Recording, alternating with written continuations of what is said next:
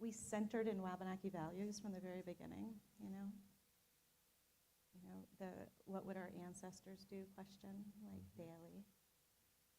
How would they navigate the challenges of today?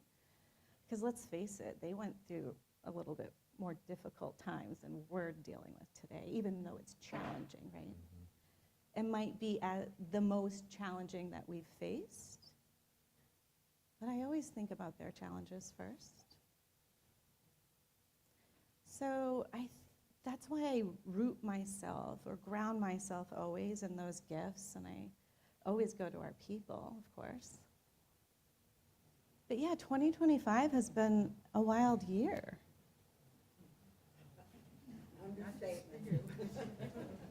I'm kind of tired. Are you? I slept really well last night, actually. I didn't.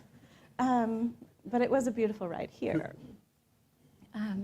Yeah, it's been a wild year. And when we have an organization that we grew so fast and we depended on the funding system that is here within the United States, which is really the federal grant system. And we're really good at telling our story. I mean, we are the first storytellers of this land, right? We have a storytelling season. I mean, that's something that we're so good at. So when we leaned into our gifts and started telling our story, we started becoming really successful at securing those grants. And now we have a situation where grants seem to be on hold or questioned. So that's a big risk for us. So that's a big challenge that we're facing right now.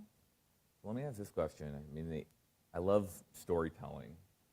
I'm curious, I mean, just like on that issue of the funding challenges, do you find yourself still telling stories in some ways to navigate these situations? Or like, how do you, I mean, the work that you're doing it's grant funded, but it's such a massive contributor to critical parts of communities.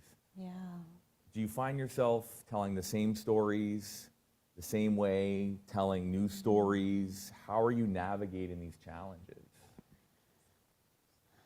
Yeah, it's interesting. I think about some of the challenges we're facing now in the work at Wabanaki Public Health and Wellness, and we have 7 locations in Bangor, 7 in Millinocket, and then some in Washington and Aroostook County. And, you know, I think about you're going to shut this one off? Oh, great. Can you hear me? Not yet. I'll wait. Can you hear me? Is it on? The light's on. All right, we're going to try this again. Where were we? Storytelling. Storytelling, and I'm thinking about some of the challenges right now that we're facing in Bangor, and then I think about the divisiveness that we're all feeling and seeing that is, you can't escape it. It's ever so present. And I think about some of the work we do and how we ground our work in love and Wabanaki values.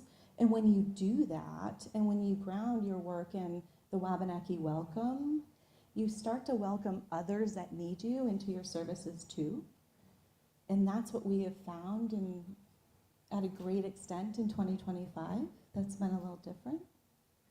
And those people that we're finding ourselves supporting and centering and providing love to these days are people who are addicted to substances or have substance use disorder, and most often inject drugs.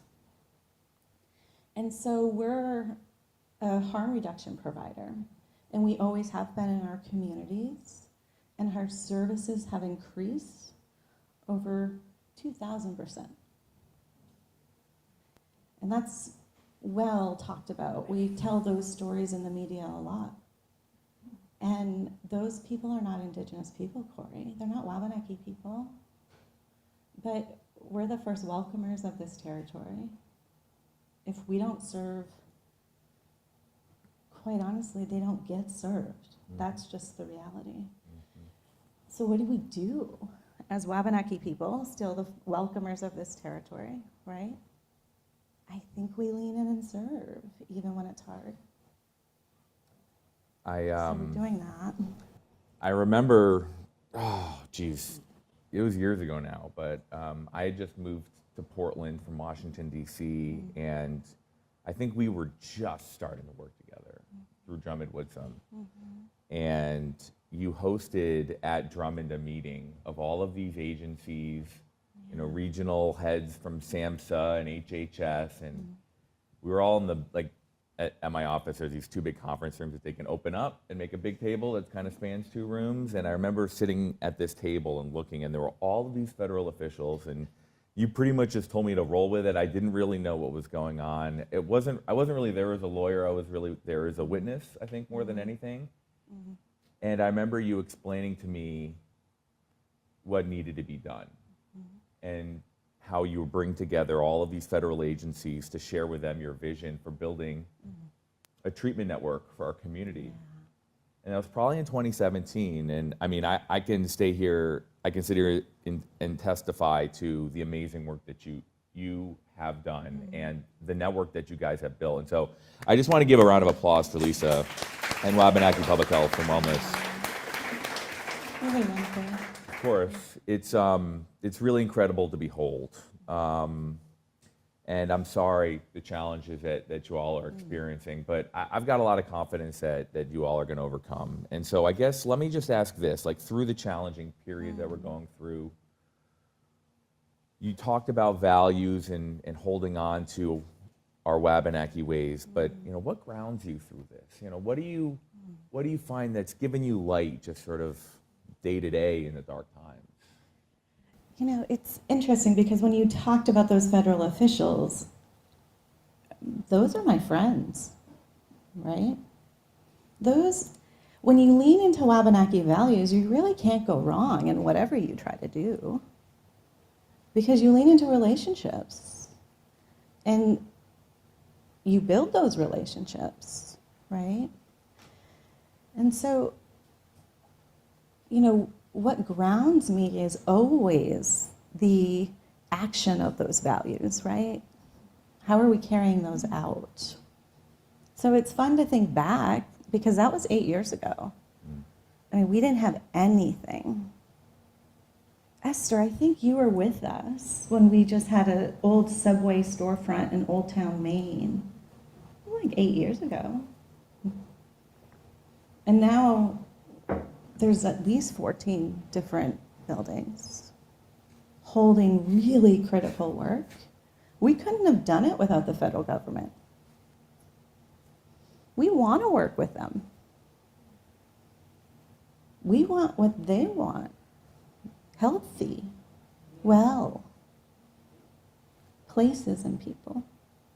And that's what we work towards. And we built a great system. And what's so great is that, I say this all the time, that Wabanaki people will always be your best neighbors. Because they want to take care of your land and your children and the relationships as much as you want that. So I think, you know, what grounds is those relationships that we build and know that we're all going through it kind of hard. And you apologize for the challenge, and I appreciate that. And I'm also somebody who oddly appreciates the hard. Give me hard. Because I have really good friends that can help me too navigate that hard. So I don't do the hard alone. So I think that's important to know. And I say this, and any of my friends that know me in the room, I say this a lot, and the Creator creates the classroom for us, Corey. All the time. And we either step in it, we just go around it and keep carrying on. And our nation is in a classroom right now. And there are lessons we haven't learned. stories of our ancestors that now are playing out in different ways. So I'm glad we're now at least all in the classroom together. That makes me feel a little better. So, yeah, I'll take the challenge. I appreciate that. I mean, I live for the challenge. I'm a lawyer, so people only call me with problems to solve. Well, I call you. Yeah. So we're in it together. But I just so appreciate how you framed that all. I have these conversations with folks, and I frequently fall back on these like intergenerational experiences that inform how I try to navigate everyday situations. And I just try to roll with things and say like, oh gosh, my people have been through so much worse before. My mother's side, my family escaped Russia and the Holocaust in Europe, and on my father's side, we escaped genocide and colonization here, and we are so lucky to be here, right? In spite of all of that. I know. I'm so glad they're finally letting us back to hang out in Bar Harbor again, because this place is just, it's so pretty. We get to be here now, right? Yeah. But honestly, just on a real note, our chief, Buzz Bassett, from Zabayik, his grandmother was born here, just like in the 1920s or something, like not that long ago. And so it's just so good to be reconnected to these places, and to be able to be here even for just this like brief hour with you. Hearing you talk is a gift. And so I appreciate you talking about centering ourselves in our family relationships and our values. But like, I want to pick at that a little bit more, Lisa. Like, what are you doing this summer? What are you doing to break away for those little moments? Where are you got like any beach vacations planned? Anything fun? What's Lisa doing besides being badass CEO, rock star of the universe? Well, I'm launching a new radio show at WMPG the first Tuesday of every month at 11:30 a.m. I know that's not a beach vacation, but it's really fun because we get to tell our stories, and I'm co-hosting with a rock star Passamaquoddy woman who's from the younger generation, which is so exciting, and her name is Nancy LeCoute, so I want to do that little plug. So that's happening this summer. What's the show about, if you don't mind me asking? Storytelling, kind of like this, with an audience that's not looking at us. Even though I love the front present. So that's fun. Corey, I take my time usually in October, and I go way far away. I spend time in Hawaii, and only a couple of weeks, but that's when I really try to disconnect. Nice. I mean, it is attached to an International Brain Health Conference for Indigenous leaders, but... Whatever works. It's a good way to do it. I get to stay over and island hop and do that kind of thing. So that's fun, and, my family's with me, which is good. I mean, I live by a schedule. I'm not going to lie. I follow a schedule. I have people who tell me when I'm not following a schedule, and they make my schedule. So that's really how I live, and so I even schedule those times, those special times in for family. That's why I was so excited when you say, yep, Allie and I are going up. And clearly the kids were not included. And I was like, yeah, my husband and I try to do that often too. It doesn't happen too often, but we find our time. Yeah, you got to. You have to. You have to. This wasn't scheduled really, right? I mean, we just kind of, we don't find that time off. And it's hard, isn't it? Oh, it's so hard. And, I think it becomes hard too when the world is struggling. Yeah. And when you build systems of healing, there's a lot to do. And so, that Hawaii trip is attached to work, and oftentimes my trips are attached that way, Yep. and I can bring the family along, and we're able to spend that time. I respect that.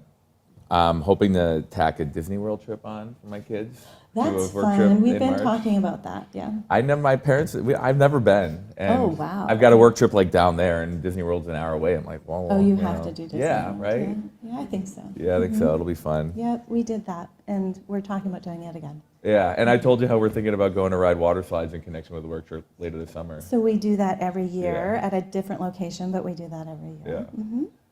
Yeah. Funny story, I rode Poseidon's Plunge at Splashtown this weekend. Is it the tube thing? Oh, no, they don't let you take a tube. Well, they put No, you... you're in a tube. They put you in a tube. No way. And then they drop you out. No. It was wild. Yeah, I've never done that. My kids made me do it. And then I did it again I'll at do their the- insistence. Really? I'll do almost everything but that. It was pretty terrifying. They Yeah. just dropped the floor out. I know. Yeah. It's the whole dropping the floor out from beneath you, like figuratively and literally, is just not a Yeah. fun time for me. But it felt like a manifestation of how my life has been navigating bet. the society. That's exactly why I would do it. Yeah. Yeah. But I'm glad you enjoyed it. And Yeah, the girls enjoyed I mean, it was really like an adrenaline rush. And honestly, like so much of my adrenaline rushes come from like reading things that are happening in the world these days, that like to actually have a genuine adrenaline rush. Because I thought I might shoot off into outer space at the bottom of this water slide. It was pretty Yeah. great. That's Probably awesome. not an unhealthy experience once they validated that like my heart hadn't exploded out Oh of my my chest. goodness. I know, those are scary, but I do like a good roller coaster. Yeah, it was a good time. My daughter rode her first 4 times. She did. I was really proud of her. That's Anyways, fun. what else is going on, Lisa? What's on your mind right now? What's on my mind? Oh, so much. I mean, my heart hurts for people who struggle. You know, like I can feel the hurt. So like just driving here, you know, people that don't have homes, and we're thinking about how do we start to tackle that issue, right? So I see these problems, and I think we're all supposed to see them. And as Passamaquoddy people, our language is verb-based, and then the next thing is you do something about it. You don't just see it, right? So we see a lot of those things, and then I have a big team now, right? And then the team brings a lot of those things. So there's a lot of doing in our organization. And that doing aligns with our organizational values, yes, but our values as people. So, yeah, we're doing a lot. We're seeing a lot. You're seeing a lot. So that increases the doing. Well, I find at times like this that like in my line of work, which I know is like yours, as I'm hearing you talk about in particular, like there's more doing than is possible, right? Like this is why we have teams, this is why we build No and scale doubt. up organizations. But you know, we live on schedules because there are just 24 hours in a day, I'm told. I know. And right, like I often too dream bad. about whether we could build in another couple for another little bit of sleep or something. I know. But you know, here we are with just 24 hours. So what, in terms of your work, I'm just curious, like in the midst of everything, what are you most focused on? Like what are you seeing as the organization's programmatic focuses? I mean, I know that keeping funding is like an existential threat. I get that, right? And I don't really want to go too deep into that because that's the whole big beautiful bill thing. You know, call Senator Collins today, please. Okay, tell her to vote no. But like programmatically, you know, what do you see that's so important for Wabanaki public health and wellness to be doing? What are your initiatives that you're excited about as an organization? Yeah, so much. So one, I would say our area around substance use disorder, because there's no system within our state really for anyone to receive the help that they need. So I think trying to build a system centered in Wabanaki values in a colonized world, and that world including reimbursements that don't quite cover the cost of services, that's just a big reality that we need to work through this challenge of creating systems that can withstand the bigger systems that are out there. So that is where our team is right now, is really struggling and tackling those challenges right now, right? Just trying to figure out how do we continue to lead with Wabanaki values in a world that doesn't value them, right? So, but we know they heal, and not just Wabanaki people, but all people, because we're serving all people now in those services. And so those are the biggest challenges that we're really tackling right now there. But I would say some of the real fun and exciting work is really around our cultural center that we're creating downtown Bangor at 16 Central Street, is really developing and creating a space that takes you through Wabanaki territory indoors, lets you explore Mount Katahdin indoors, to hopefully then have you travel and appreciate her outdoors too, right? And so those are the things that we're focused on now, are those places that bring people together and bring community together. I mean, Corey, you know this. You've been through the hard with us.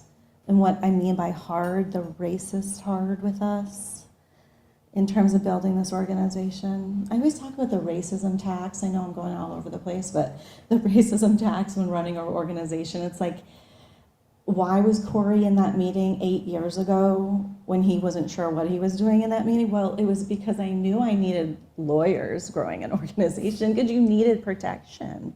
You just knew that from the beginning. You needed that protection. And boy, did we ever. I mean, we went through weird fights together, Corey, Yep.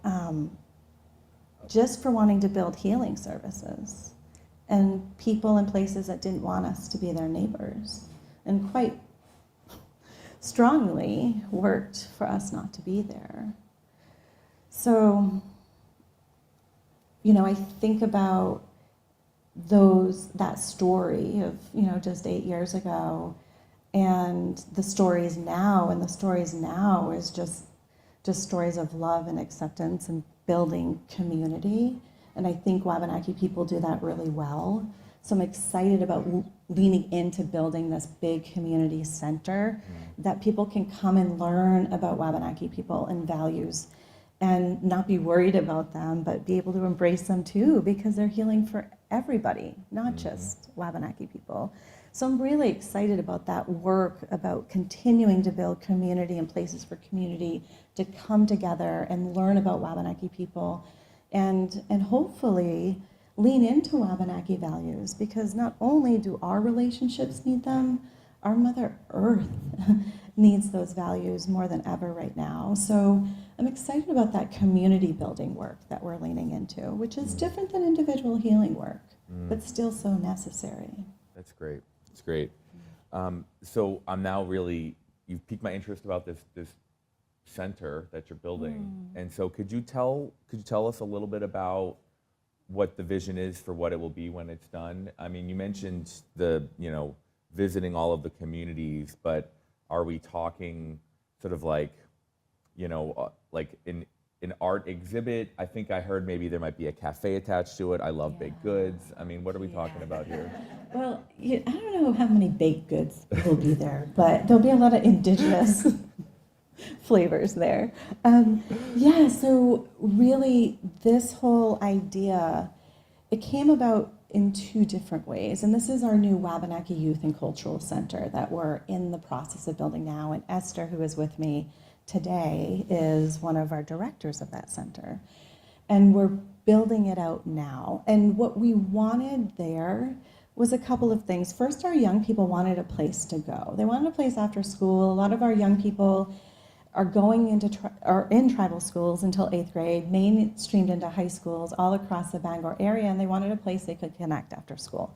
So we're having a nice after school area and program for them that's being developed right now. And it also, what we wanted was a greater appreciation for our responsibilities here on Wabanaki territory, all of our responsibilities, and wanted to connect people with those responsibilities and values. So we're highlighting, yes, the beauty of Mother Earth indoors, but we're also talking about the vulnerabilities to her today. and what our responsibilities are. So yes, there'll be a cafe where you can have lots of indigenous foods, but there'll also be exhibits where you can learn about, say, the ash tree and our creator's story connected to the ash tree and what our ash tree has been used for hundreds of years and what the risks are to the ash today. So connecting all of those stories within a beautiful cultural space. We're going to have recreation of the petroglyphs. We're going to have a youth art section, but it's a big, beautiful space where every pillar in that space will be converted into a tree of significance to Wabanaki people. And so you'll be walking through a forest. You'll see the Penobscot River. You'll see the mountain, Mount Katahdin. You'll be able to climb on the mountain. And what else? I haven't heard you talk about lacrosse yet. No, not indoors. I know. Well, yeah. Are you doing any lacrosse this summer? Like the tribal communities? I don't know. Yeah, definitely. Yeah, there'll be Fun. some of that. Yeah. Awesome. Well, I mean, one idea. Sounds like Yeah, you're maybe tell in the us. design stage still a little bit. Yeah, we have a designer. I think Esther met and spent some time with that designer recently with another team member of mine and just spent hours. He develops sets for movies and just, you find so many neat people in Maine. Yeah, of course. Maine's the best. I know. We've known that forever. Anyway, yeah. Yeah. Well, I mean, just an idea would be talking about the creator's game and its importance to diplomacy and the That's a stick good and the idea. transformation from the tree to the stick as a craft and a ceremony is an idea that I find humbling, and it's really important and ties back to the idea of roots and the strength of trees as symbols of growth and how we just treat each other and nature and how it's all about symbiosis. And it could be also, I mean, just a fun thing to do. Esther, are you hearing Corey? She's got that. Okay. I mean, As long as you can bring those famous lacrosse brothers, like, I to will. the opening exhibit. Yeah, and I mean, well, I could try to get on their schedule. Okay, try to get on Yeah, this schedule. yeah, but I know how to do that, That'd so, be fun. yeah, Yeah. yeah. You've really helped build a momentum in Wabanaki communities among our youth for lacrosse. It's been pretty amazing in a short amount of time. Then that same 8-year period, pretty much. We work fast. Well, it's just fun to do, just to play and to have the stick and to watch other Yeah. people pick it up and have fun with it. It's so cool. And you know this, and I know this being a mom and you a dad, is that our kids, they grow up like 5 years is an eternity in their growth and development, right? So 8 years is a lot, right? Yep. To see them grow into that, and year after year, from elementary to middle to high, Yeah. it's pretty cool. I mean, we started doing clinics before I moved back home, but we had a medicine game at one point, which was because it was in response to the opioid epidemic, actually. And it was, I mean, as much fun as the game is, we were asked to hold it at Zebayig because of the challenges that people were having. And, but it is so much fun, and that's why it's such good medicine for the soul. And I think we're doing every year at Passamaquoddy Days now. We have a little clinic that we right. do at Split Rock, which is fun. That's been probably like a decade now that we've been doing it. And then there's a Wabanaki youth camp up in Hinton in Maliseet territory, and It's intertribal. yeah, Yeah. yep. And we're going to be doing lacrosse up there, up at the Pines, I think, is where I'm going to be staying. It should be Wilderness Pine. yeah, it should be a ton of fun. I can't wait. So just like, we got to give our good friend Chief Sabatis a shout out. She's not here Yeah. and she's not listening, but No, definitely not. we'll give her a shout out yeah, anyway. yeah, she's the best. I will say, like, the work that she's been able to do and the work that she's going to continue to do in the recovery space as well as the youth space. And now she's doing an intertribal up there, which, we're collaborating as much as we can to support that work too. It's just amazing to see that leader just rock it for her community, her nation. Ran unopposed, I think, last time, right? Did Yeah, she know? she ran out of food. Yeah, it's usually a pretty good sign. Yeah. That something's working. Mhm. Yeah, it's fun. Yeah, but that's great, and that's like, that's pretty much like work on some level, right? I mean, the chief asked, and it's like, well, you got to do it, You and gotta do it. and if you're out in the sunshine with a lacrosse stick in your hands, it's a good day in my life. No That's doubt. for sure. Yeah. Yeah. For those that don't know, lacrosse is great, and it is contrary to the like popular mainstream belief. It is an indigenous game, and it's not just a game played at like Exeter and Ivy League schools and all that. But it is certainly popularized by the mainstream. But it's a great game, and it's a lot of fun, and it's a traditional game of this territory. But that's enough of my lacrosse plug. Yeah, popularized by the mainstream. I mean, that happens a lot. Yeah, it does. Yeah. I was just reading about sage being at risk out west because of how popular it is. Because of how much is being burned at Coachella. Yeah. Yeah. I know. So yeah, it happens. Yeah, it definitely happens. Yeah, it's interesting. I mean, being here at Mount Desert Island and just hearing you talk about sage, it reminds me of sweetgrass. I know. We were talking about that on the Yeah, way.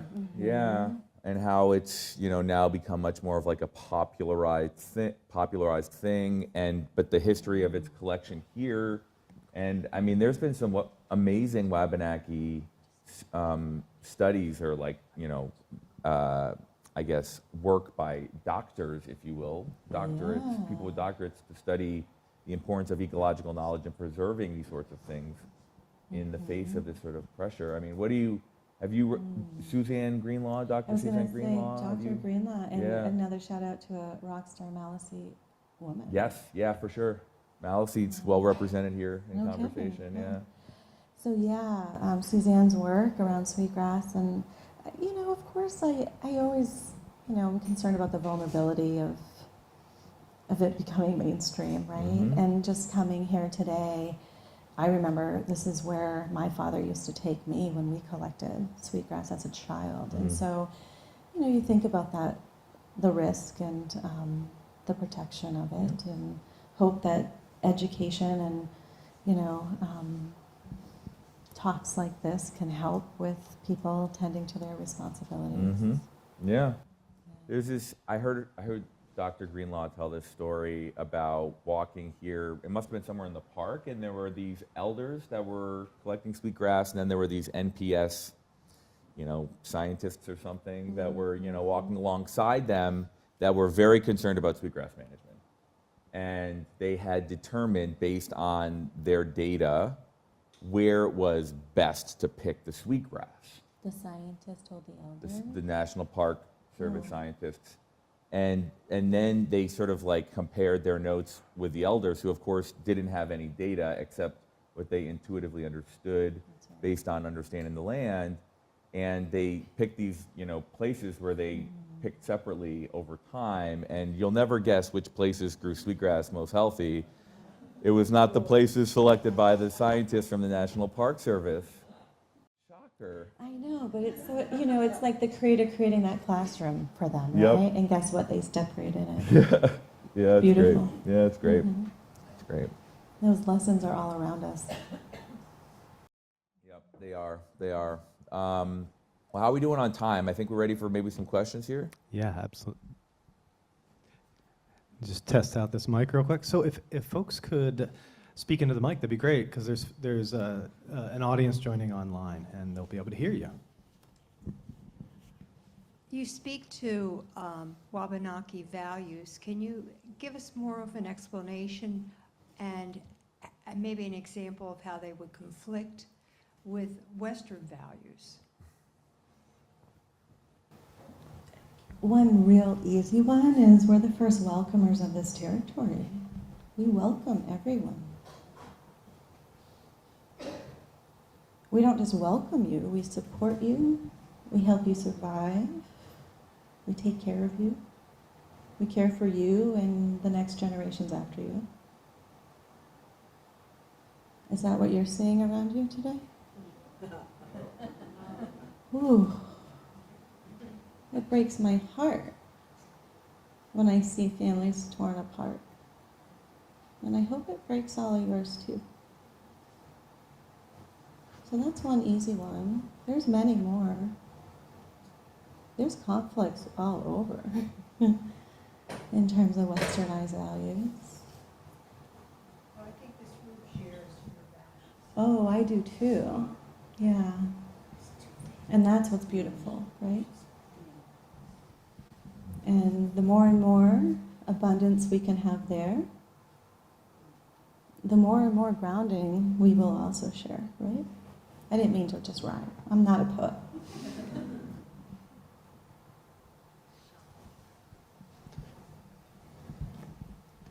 Hi, welcome. I was just wondering, you spoke about the sage and the ash, and I was thinking about your people a couple weeks ago because I have 12 ash trees that are infected with the boar, Yeah. and it extends a half a mile down from my house. And it's extremely expensive to have them all injected.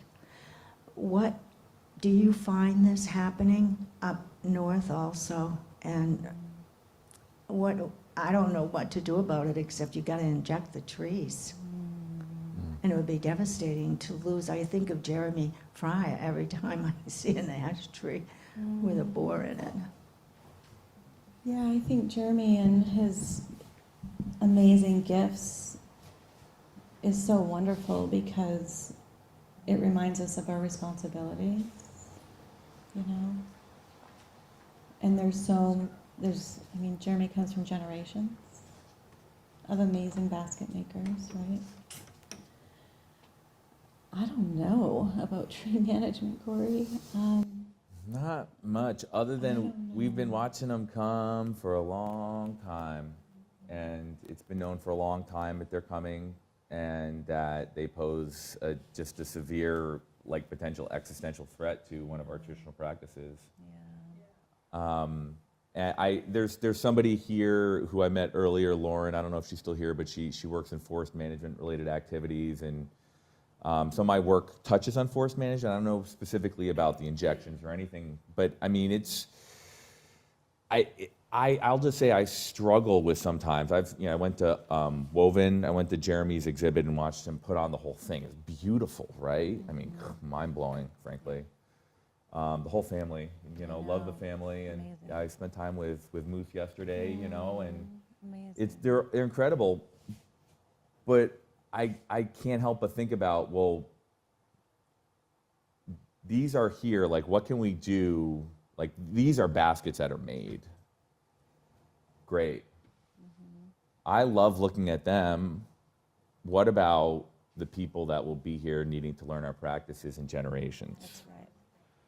That is, and hearing Jeremy and his brother and his mother, I love it, and watching young people engage in the practice, but I become jealous, not just because I can't make really beautiful baskets, but I'm jealous for the people that will come, and I worry that they won't have that same opportunity. And that makes me really sad, frankly. And I don't know what to do other than to say that for me, and I feel like where we come from, like, these values are about doing what we can to keep the land healthy within our means, right? We obviously have to take care of ourselves and our families. But I've thought about, well, are there ways that we can be, sometimes taking proactive measures? Sometimes you have to cut trees. And injections. I don't know. I mean, you're sitting next to Roger. I'm sure Roger could tell us all about forest management, right? I was looking for someone about forest management. was gonna say, Here's the Roger's CEO of right there. Pascahegan over here. Let's pull Roger up. But seriously, I mean, these are big problems, and I don't know. I'm curious. I've thought personally about, well, is there a way to acknowledge where it's been, acknowledge where it's going, replant, reforest. I mean, I don't know, but we have to protect the earth. And at most, if we have to take down trees, let's let the forest regrow and try to be proactive about let that happening in a healthy way. Exactly, and not just thinking about maybe it won't happen in the generations that we are a part of or those that we see grow up, but we're thinking multi-generationally Mhm. here, or over 7 generations we're thinking, Mhm. right? And so maybe we'll, see it in a different way. Yep. Are the trees in Old Town infected? Well, I don't spend time in Old Town. I'm Passamaquoddy. We're a little further up north, but I'm pretty sure we've got emerald ash borer that is actively present among our trust lands, and it's been tracked. I mean, I literally looked at maps of this like over 10 years ago. We've been talking about it in our forest. Yeah, I mean, I'm pretty sure it's where it's not, it will be, is pretty much the assumption that you have to make throughout the state. But I'm not in forest management. I just, I stayed at a Holiday Inn Express last night. From the Wabanaki community, though, Dr. Darren Ranko, who is Penobscot, has definitely been following this Mhm. issue for a very long time. All of the tribal nations well, not all of them, I should say, excuse me, at least 2 are what I would regard as large landowners. 100,000 acres or more of land, much of that's forested. They all have forestry enterprises that are engaged in sustainable forest management, and they've got directors of forestry. So the tribal nations, Passamaquoddy and Penobscot in particular, are really actively engaged. But I know enough to know what I don't know. So, yeah. Yep, you're welcome. Oh, hello. Oh, they've got the microphone back there, sorry. We'll get you next, sorry. But go ahead. Yeah. Well, just to address your question, we're from New Jersey, and we have the same issue. Sir, I'll ask you to use the mic if you don't mind. I'm from New Jersey. We have the same issue, and the county has cut down these trees all along the road, including those on our property. I'm a gardener, and I spend a lot of time outside. And so what I notice is that even though the tree has been cut down, the roots don't know that.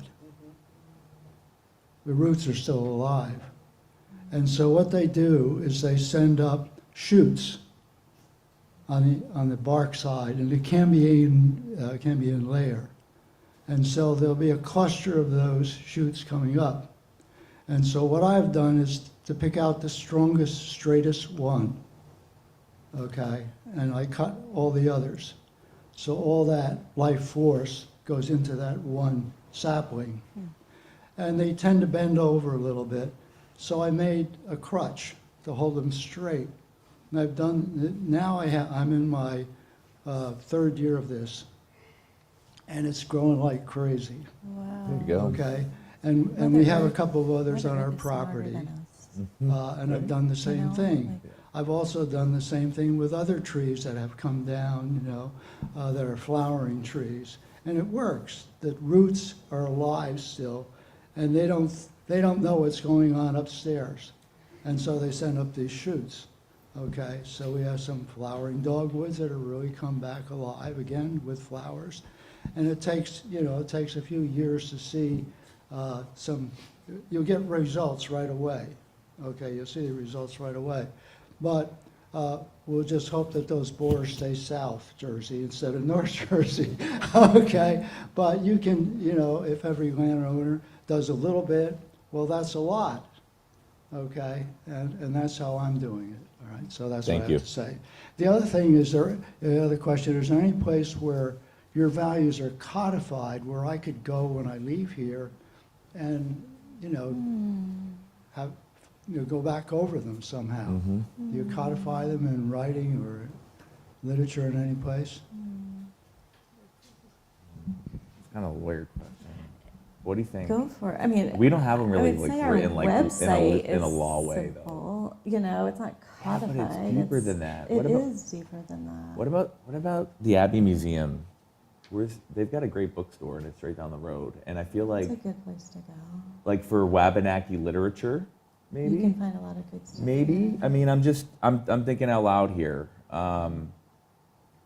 But the values that we're describing are not laws that are codified in the sense that you're thinking of. They're just like the way that things are and the way that we live. Yes.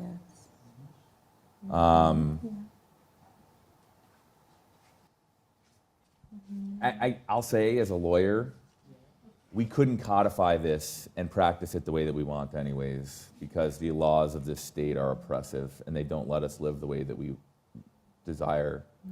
They don't allow us to self-govern, literally here as opposed to other places. Tribes have greater sovereignty to codify and live the way that they live, and the state of Maine deprives us of that privilege. Every other place. Yeah, yeah, yeah.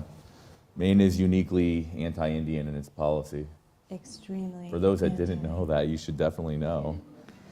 Welcome to the Dawnland, folks. Yeah. Well, we're happy The way you life came. should be, right? Yeah. We're happy you came to Bar Harbor, and we hope you come again and again and bring your families and all your relations.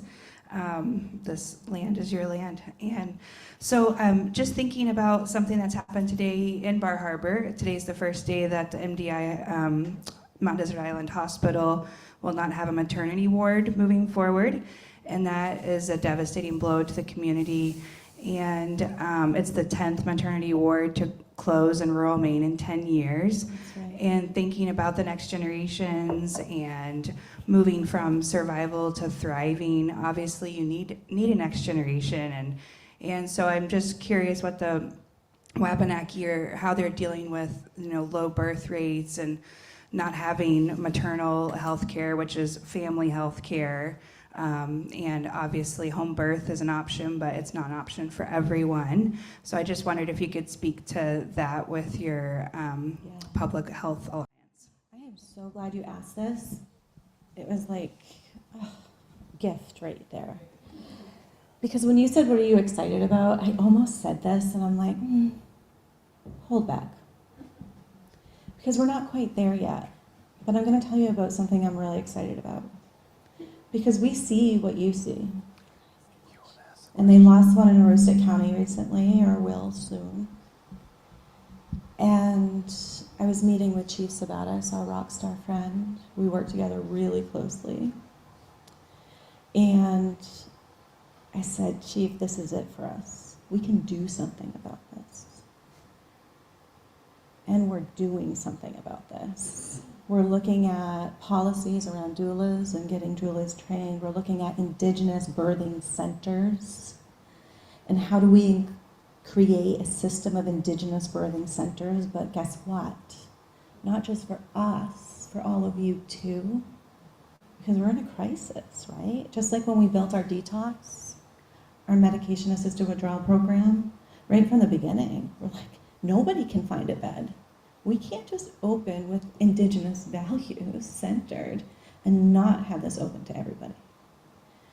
So that birthing question, we're watching, we're building. We already have a system for maternal child health in every community, home visiting. So we're already building. The chief and I have been talking about this for years. So we've been watching, we're epidemiologists in our mind, and we've been watching that trend for a long time. And it's right for us right now. And I say that in the time where we're struggling the most, right? Because of everything that's unsettled. But that's not going to continue. That's not going to prohibit us from continuing to tackle that issue. And we'll be ready when others are ready. But that's something we're already building. We're already looking at state policies and working with state government in active conversations about reimbursement systems. Because you need main care reimbursement. And what would that look like? How could we test that here? So those conversations are happening. I wasn't quite ready to talk about them, but I think you were ready for me to talk about it. So thank you. Great. We'll take one last question back here. Hi, thank you so much for coming. We're very lucky to have you. My question was for the both of you, how do you balance working with state apparatuses that are oppressive towards Indigenous peoples, but also balance decolonization and working towards sovereignty, I guess, kind of finding a middle ground to where you can, help your tribes progress. Thank you. It's such a hard one because, we get smacked down a lot, Corey. Like, the whole eminent domain thing is really bothering me. The land thing with the governor. And anyway, you know more about that than me, so I'll just say that. But we get slammed down a lot.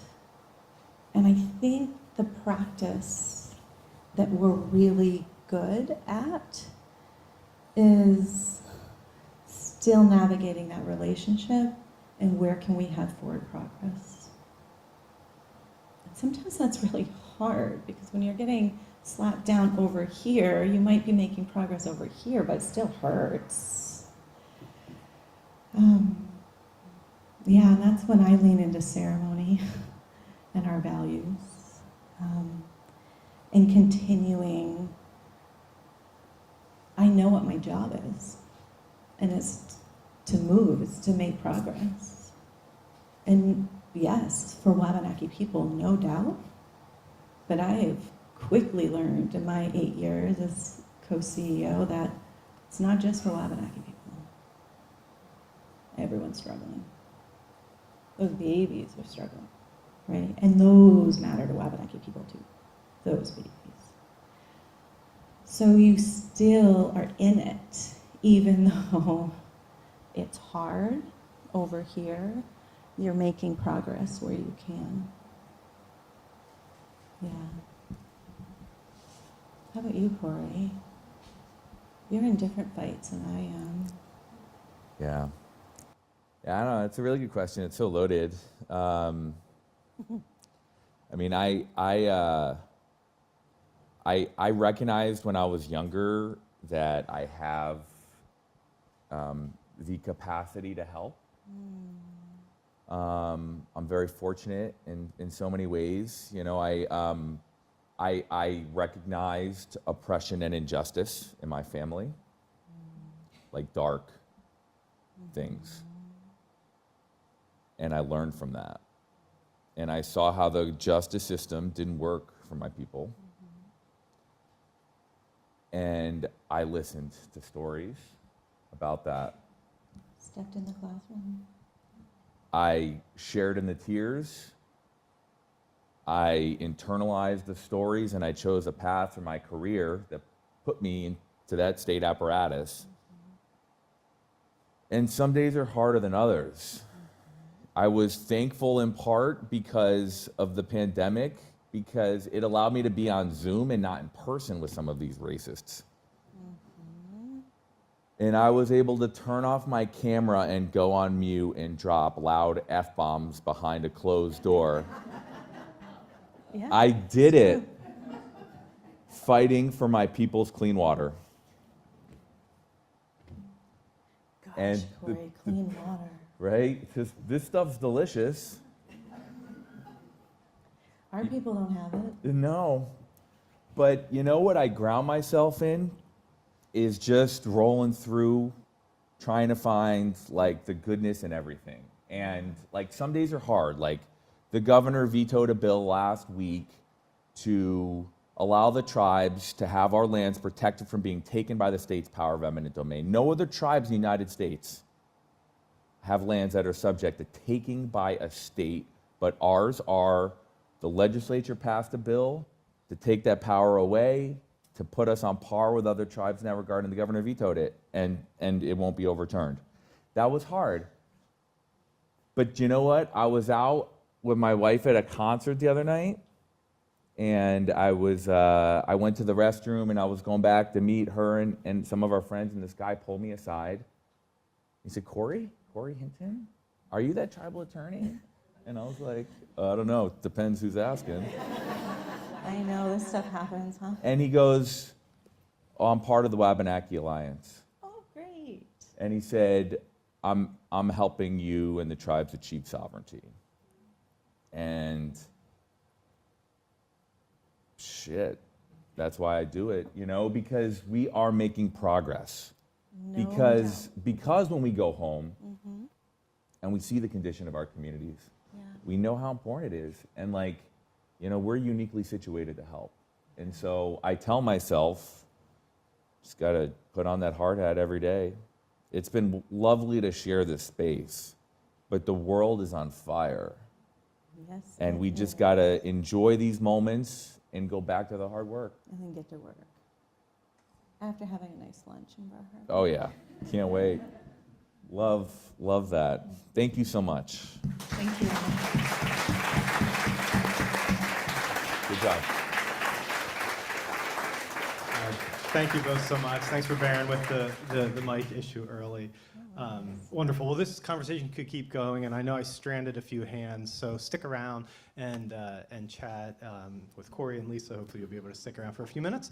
But join us next week, same time, same channel, so to speak. We'll have David Shaw here speaking about his new book, Wave Making, with our president, Sylvia Tordi. So come on back, and look forward to seeing everybody more and more this summer. And thanks, folks online.